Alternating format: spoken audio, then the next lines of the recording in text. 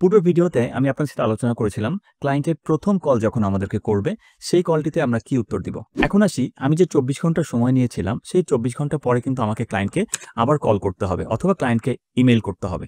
তো আমি যেটি করে থাকি সাধারণত আমি ক্লায়েন্টকে সরাসরি কল করি।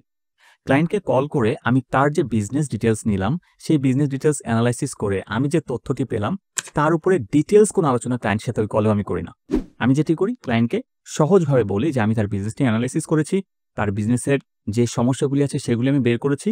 এখন আমি ক্লায়েন্টের কাছ থেকে একটি মিটিং চাই। এটি হতে পারে ফিজিক্যাল মিটিং, হতে পারে অনলাইন মিটিং।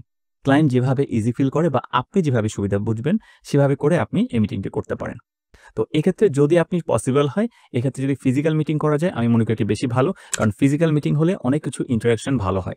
আর যেখানে ফিজিক্যাল মিটিং সম্ভব না সেখানে আমরা একটা অনলাইন মিটিং করি। এই ফিজিক্যাল মিটিং বা অনলাইন মিটিংটি কমপ্লিট করেই আপনি ক্লায়েন্টকে আপনার কোটেশন বা আপনার প্রপোজাল সেন্ড করবেন, তার আগে না।